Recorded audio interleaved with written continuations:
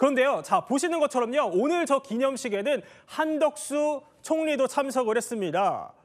자, 한덕수 총리의 탄핵이 기각된 이후에 두 사람이 저렇게 처음 만난 겁니다. 뭐 반가워하면서 웃으면서 인사를 하고 있습니다만 민주당은요, 오늘도 한 총리에 대해서 높은 수위 압박을 이어갔습니다. 국가 정상화와 재난 대응 모두 시급을 다투는 중대한 과제입니다. 국론을 모으고 국력을 총동원하는 것이 권한 대행으로서 한덕수 총리가 지금 해야 할 일입니다. 헌정질서 수호와 산불 피해 극복을 위해 그동안 여러 번 제가 요청했지만 오늘 중에라도 당장 만날 것을 요청합니다.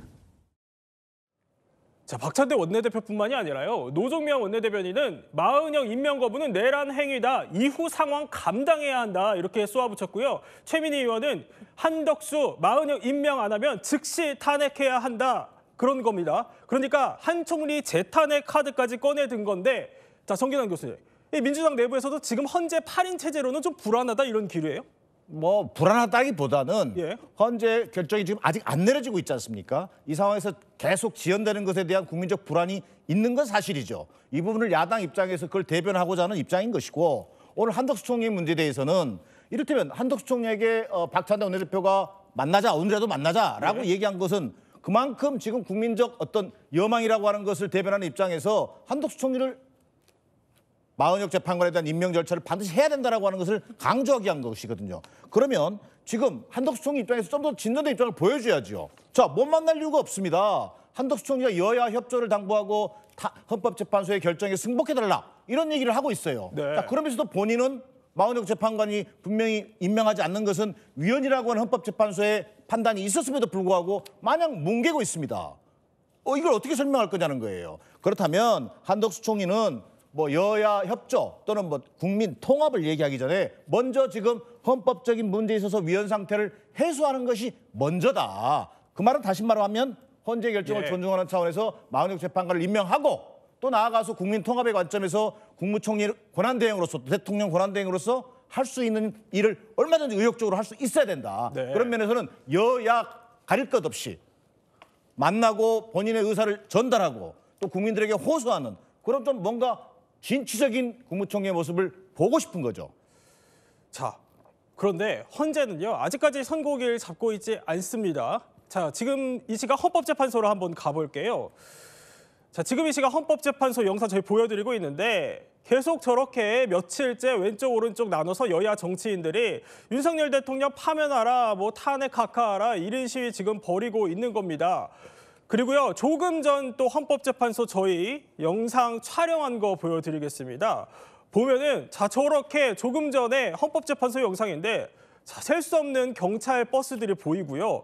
헌법재판소 앞에 그야말로 삼엄한 경비가 이루어지고 있습니다. 시민들도 며칠째 저렇게 계속 교통 불편을 겪어야 하는 상황인데요.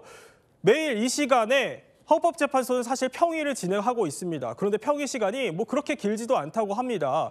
2시에서 4시 정도라고 하는데 이렇게 결론이 안 나면 호준석 대변인 평의를 좀 늘려야 하는 거 아닙니까?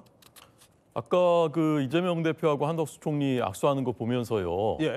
참 한덕수 총리가 참 마음도 참 좋구나 저는 그렇게 생각했습니다. 사람을 석 달 동안 이렇게 국가 위기 상황에서 권한대행을 손발을 묶어가지고 식물인간으로 만들어놨다가 이제 복귀했는데 복귀하자마자 또 재탄핵하겠다라고 얘기하면서 또 만나자라고 하는데 만나서 또 마은혁 그 재판관 임명하라는 그 얘기하려고 만나는 거 아닙니까?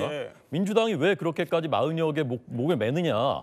지금 헌재에서 결론이 안 나기 때문에 그런 겁니다. 결론이 앞으로도 안 날 겁니다. 오늘 뭐 2시간 또 하고 내일 또 2시간 만난다고 해서 이게 진전이 될 리가 없습니다. 재판관들이 이미 다 자기 마음을 결정했고요. 법리 다툼 다 했습니다. 그리고 서로도 이제 다 아는 겁니다. 누가 인용 찬성하고 누가 기각 찬성하고 누가 각하 찬성할 다 아는 겁니다. 그러니까 할 수 없이 그냥 모이는 거예요. 제가 볼 때. 사실 결론 났습니다. 그럼 빨리 결정 내려야 됩니다. 선고를 해야죠. 지금 국민들께서 기다리고 계시지 않습니까? 빨리 좀 하십시오. 네, 호준석 대변인 뭐 개인적인 의견으로 아니 많은 국민들이 저랑 같이 이렇게 평가 그렇군요.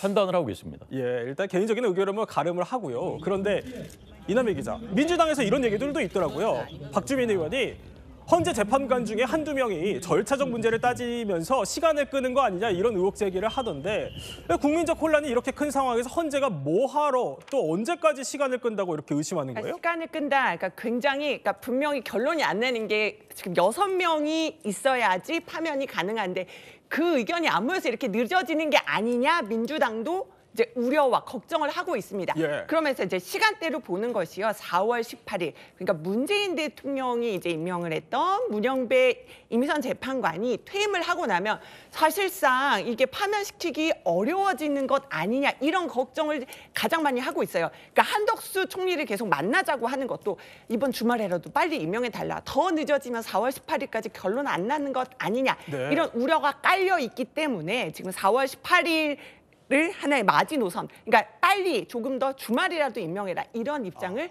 지금 민주당이 갖고 있는 겁니다. 그러니까 4월 18일까지 그야말로 총력전을 펼치는 건데 겁니다. 그런데 4월 18일 말씀하신 것처럼 문영배 임의선 재판관이 퇴임을 하면 그럼 어떻게 될까 저희가 한번 추정을 해보니 이 당자 헌재 소장은요 윤석열 대통령이 임명한 김영두 재판관이 재판장이 되고요. 그리고 구도는 지금 보시는 것처럼 저렇게 달라지는데요. 그러니까 쉽게 말해서 문재인 전 대통령이 지명한 재판관이 한 명도 안 남게 되는 거예요, 정기남 교수?